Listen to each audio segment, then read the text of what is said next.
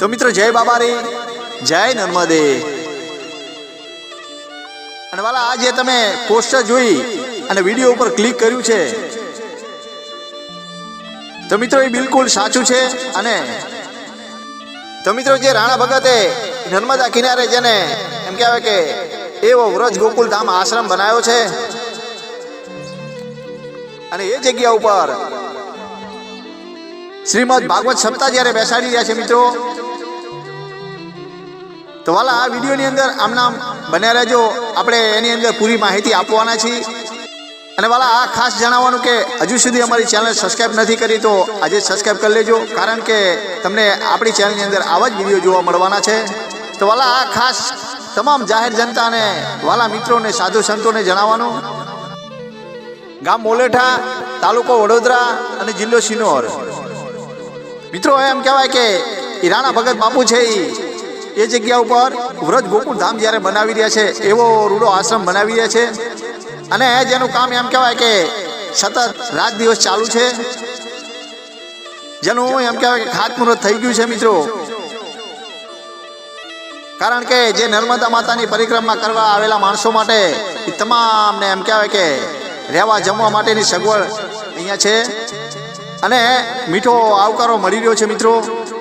તો તમામ જાહેર જનતા અને ભાઈ ભક્તોને જણાવવાનું ખાસ કે જે વ્રજ ગોકુલ ધામના મહંત શ્રી રાણા ભગત એમ કહેવાય કે આ જગ્યા ઉપર શ્રીમદ ભાગવત સપ્તાહ જ્યારે બેસાડી રહ્યા છે વાલા, તો મિત્રો એ રાણા ભગત છે એ વ્રજ ગોકુલ ધામથી એ કથાનું શ્રીફળ લેવા માટે જ્યારે આવવાના છે, એ બહુચરાજીની બાજુમાં એમ કહેવાય કે સીતાપુર આવેલું એ ગામની અંદર રાણા બાપુ જ્યારે શ્રીફળ લેવા આવી રહ્યા છે, તો મિત્રો ખાસ તમામ જાહેર જનતા અને ભાવિ ભક્તોને જણાવવાનું કે જરૂરથી પધારો। ગામ સીતાપુર જે બહુચરાજીની બાજુમાં આવેલું છે મિત્રો, તો મિત્રો એની તારીખ છે તારીખ 23/12/2025 અને મંગળવાર। તો પોષ સવારમાં ત્રીજના દિવસે શ્રીફળ લેવા માટે આવશે રાણા ભગત ત્યાં। તો તમામ જાહેર જનતા અને ભાઈ ભક્તોને રાણા બાપુ તરફથી ભાવભર્યું આમંત્રણ છે, જરૂરથી પધારો ગામ સીતાપુર। અને મિત્રો ત્યાં આવવાનો સમય રહેશે સવારમાં 10:30 થી 11 વાગ્યાની આજુબાજુનો સમય રહેશે ત્યાં આવવાનો। અને વાલા હું પણ ત્યાં આવવાનો છું, તો ચોક્કસથી પધારો ગામ સીતાપુર। અને મિત્રો કથાના વક્તા છે કપિલ પ્રસાદ રાવલ, તો જે નર્મદા કિનારે વ્રજ ગોકુલ ધામ આશ્રમ છે અને ત્યાં જ એ કથા બેસાડવાની છે, તો એના વક્તા છે કપિલ પ્રસાદ રાવલ। વાલા આ જ્યાં એમ કહેવાય કે યાત્રાળુ જે આવે છે એમને તમામને રહેવા જમવાની સગવડ એમ કહેવાય કે આપી રહ્યા છે બાપુ।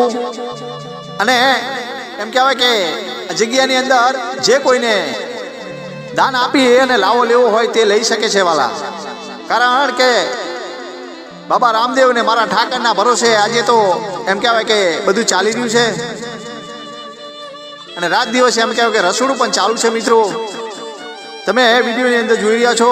તો મિત્રો ખાસ ચોક્કસથી બધા પધારો ગામ સીતાપુર, જ્યાં એમ કહેવાય કે શ્રીમદ ભાગવત કથાનું જે શ્રીફળ લેવા બાપુ આવી રહ્યા છે, તો રાણા બાપુ તરફથી તમામ જાહેર જનતા અને ભાઈ ભક્તોને ભાવભર્યું આમંત્રણ છે, જરૂરથી પધારો।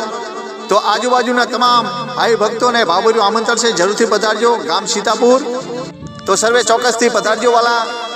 અને વાલા જે તમે આ વિડીયો જોઈ રહ્યા છો એ નર્મદા કિનારે વ્રજ ગોકુલ ધામ જે બનાવ્યું છે એ જગ્યાના વિડીયો છે મિત્રો। એ ભલામણા તમે વિચાર તો કરો કે એવી ધરતી ઉપર જ્યાં એવો રૂડો આશ્રમ બનાવ્યો છે વ્રજ ગોકુલ ધામ, અને જ્યાં રાત દિવસ કેટલા માણસો આવે છે અને એમ કહેવાય કે સતત જમણવાર ચાલુ છે, અને તમામ એ માણસોને એમ કહેવાય કે અહીંયાના હામથી રૂડો આવકારો મળે છે અહીંયા વાલા। એ જ રાણા ભગત છે કે જેને જગત વ્રજધામ નામથી ઓળખે છે। આજે એ જગ્યા ઉપર એમ કહેવાય કે નર્મદા કિનારે કેટલા માણસો આવી રહ્યા છે અને તમામને એમ કહેવાય કે રૂડો આશરો આપી રહ્યા છે રાણા ભગત હો।